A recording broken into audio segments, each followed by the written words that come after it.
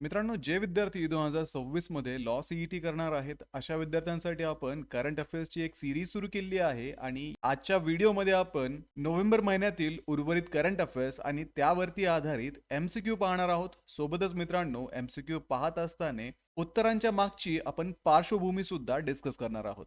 तर हॅलो विद्यार्थी मित्रांनो, मी तुमचा एज्युकेटर अरविंद आणि तुमचं स्वागत आहे ग्लोबल ऑनलाईन मध्ये. मित्रांनो, महाराष्ट्र लॉ सीईटी 2026 साठी असणारी जी लाईव्ह बॅच आहे ती ग्लोबल ऑनलाईन मध्ये 22 डिसेंबर पासून सुरू झालेली आहे. या बॅच मध्ये तुम्हाला डेली लाईव्ह क्लासेस दिले जातात. तसेच विद्यार्थी मित्रांनो, जर तुम्हाला लाईव्ह लेक्चर्स अटेंड करणं पॉसिबल नसेल तर रेकॉर्डेड लेक्चर सुद्धा इथे अवेलेबल असतात. संपूर्ण अभ्यासक्रमाच्या अपडेटेड नोट्स असतील, 50 पेक्षा अधिक मॉक टेस्ट आणि 2000 पेक्षा अधिक एमसीक्यू सुद्धा या बॅच मध्ये दिले जातात.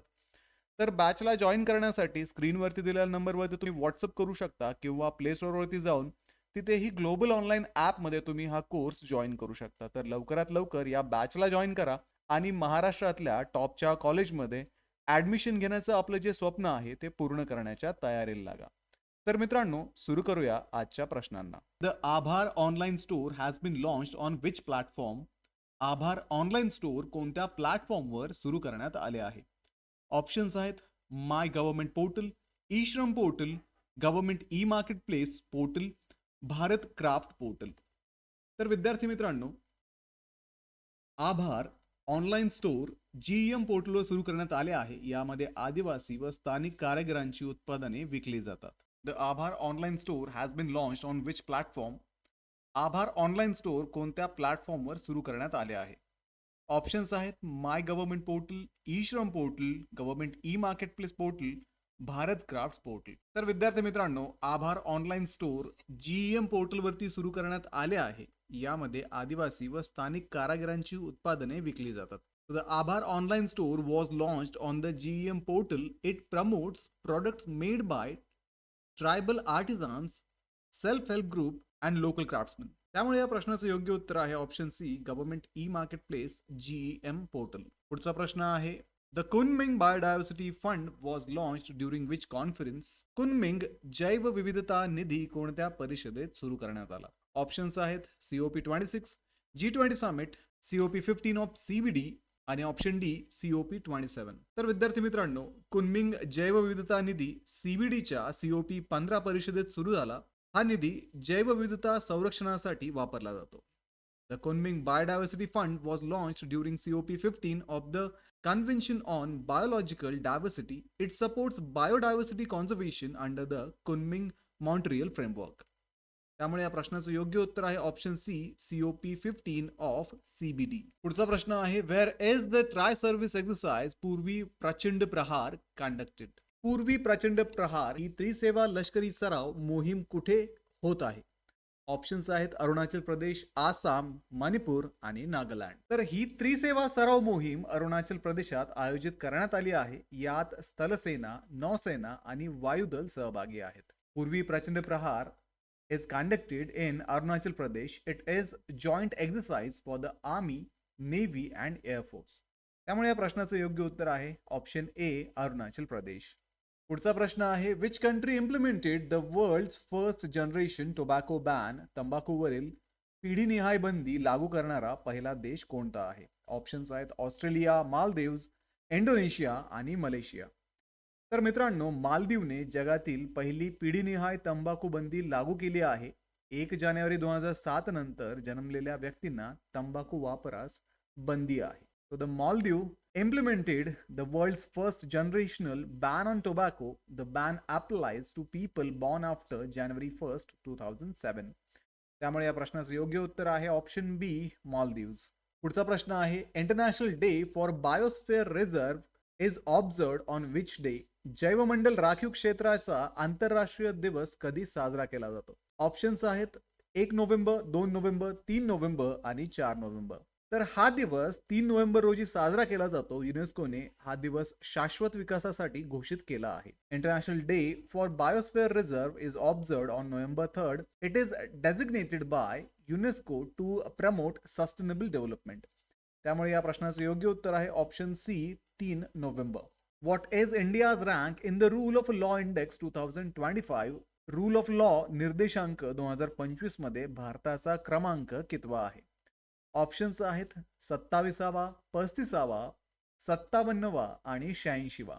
तर 2025च्या रूल ऑफ लॉ निर्देशांकात भारताचा 86वा क्रमांक आहे. हा निर्देशांक वर्ल्ड जस्टिस प्रोजेक्टने प्रसिद्ध केला आहे.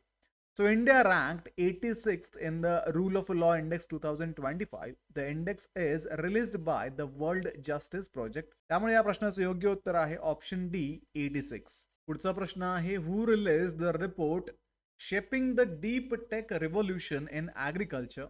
Shaping the Deep Tech Revolution in Agriculture हा अहवाल कोणी प्रसिद्ध केला? ऑप्शन्स आहेत FAO, world economic forum, IFAD आणि जागतिक बँक. तर विद्यार्थी मित्रांनो, हा अहवाल वर्ल्ड इकॉनॉमिक फोरमने प्रसिद्ध केला आहे.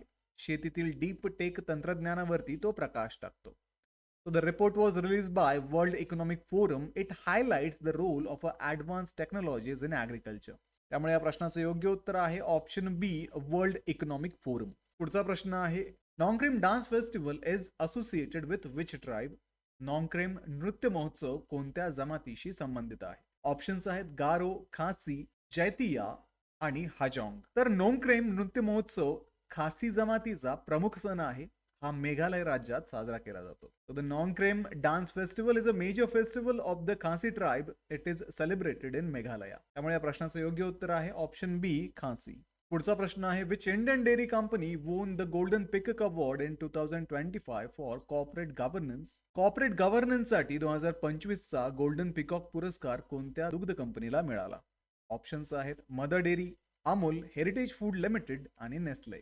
तर मित्रांनो, हेरिटेज फूड्स लिमिटेडला 2025 चा गोल्डन पिकॉक पुरस्कार मिळाला आहे. हा पुरस्कार उत्कृष्ट कॉर्पोरेट प्रशासनासाठी दिला जातो. So heritage food limited won the Golden Peacock Award 2025. The award recognizes excellence in corporate governance. त्यामुळे या प्रश्नाचं योग्य उत्तर आहे option C Heritage Foods limited.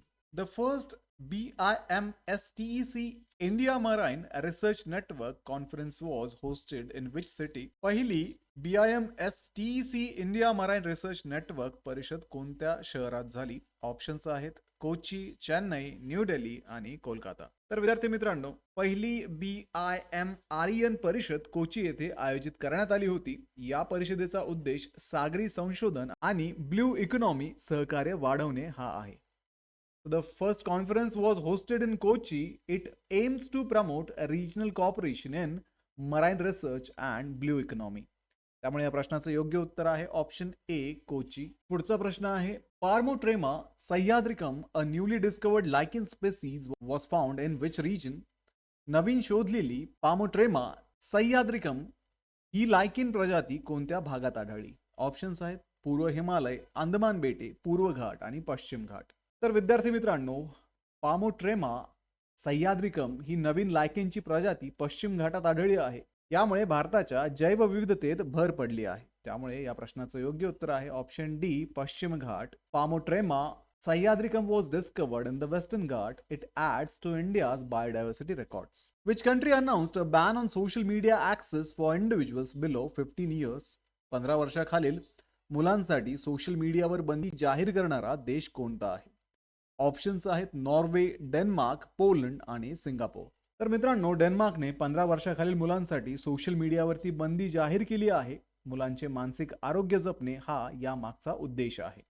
त्यामुळे या प्रश्नाचं योग्य उत्तर आहे option B Denmark. Denmark announced a ban on social media for children below 15 years. The move aims to protect children's mental health. पुढचा प्रश्न आहे which ministry launched the dump site remediation accelerator program DRAP. Dump site remediation accelerator programme DRAP कोणत्या मंत्रालयाने सुरू केला? Options आहेत ministry of environment, पर्यावरण मंत्रालय, ministry of housing and urban affairs, गृहनिर्माण व शहरी व्यवहार मंत्रालय, मिनिस्ट्री ऑफ रूरल डेव्हलपमेंट, ग्रामीण विकास मंत्रालय, मिनिस्ट्री ऑफ जलशक्ती मंत्रालय. तर DRAP योजना गृहनिर्माण व शहरी व्यवहार मंत्रालयाने सुरू केली आहे. शहरी कचरा डेपो साफ करणे हा याचा उद्देश आहे. त्यामुळे या प्रश्नाचं योग्य उत्तर आहे गृहनिर्माण व शहरी व्यवहार मंत्रालय, ministry of housing and urban affairs. So DARP was launched by Ministry of Housing and Urban Affairs. It aims to clean urban dump site under mission mode. पुढचा प्रश्न आहे, which state launched India's first large scale genome sequencing project for tribal communities? आदिवासी समुदायांसाठी मोठ्या प्रमाणावर genome sequencing प्रकल्प सुरू करणारे पहिले राज्य कोणते? ऑप्शन्स आहेत तामिळनाडू, गुजरात, राजस्थान आणि बिहार. तर मित्रांनो, गुजरातने आदिवासी समुदायांसाठी जिनोम सिक्वेन्सिंग प्रकल्प सुरू केला आहे. हा प्रकल्प अनुवंशिक आजारांच्या अभ्यासासाठी आहे. त्यामुळे या प्रश्नाचं योग्य उत्तर आहे option B, Gujarat. Because Gujarat launched India's first large scale genome sequencing project for tribal communities. It focuses on genetic disorders. तर विद्यार्थी मित्रांनो, हे होते नोव्हेंबर महिन्यामधील करंट अफेअर्स वरती आधारित काही महत्त्वाचे एमसीक्यू. ही सिरीज अशी सुरू राहणार आहे. त्यासाठी ग्लोबल ऑनलाईनला आत्ता सबस्क्राईब करून ठेवा. सोबतच विद्यार्थी मित्रांनो, ग्लोबल ऑनलाईन पब्लिकेशनचं बुक आता Amazon वरती अवेलेबल झालेलं आहे. तर या बुकमध्ये तुम्हाला संपूर्ण सिलेबस मिळणार आहे. चॅप्टर वाईज एक्सप्लेनेशन इथे असणार आहे. 2025च्या नवीन परीक्षा पॅटर्न नुसार हे बुक डिझाईन केलेलं आहे. सोबतच विद्यार्थी मित्रांनो, या पुस्तकामध्ये तुम्हाला मागच्या वर्षी झालेल्या परीक्षांचे ऍक्च्युअल PYQ सुद्धा मिळणार आहे. मेमरी बेस्ड PYQ याच्यामध्ये नाहीयेत. त्यामुळे विद्यार्थी मित्रांनो, या परीक्षेचं प्रिपरेशन करण्यासाठी आजच हे बुक ऑर्डर करा. बुकची लिंक डिस्क्रिप्शन मध्ये दिलेली आहे आणि परीक्षेच्या प्रिपरेशनला सुरुवात करा. तर व्हिडिओला लाईक करा, तुमच्या मित्रांना हा व्हिडिओ शेअर करा. भेटूया पुढच्या व्हिडिओमध्ये. तोपर्यंत एक्झामचं प्रिपरेशन सुरूच ठेवा. थँक्यू.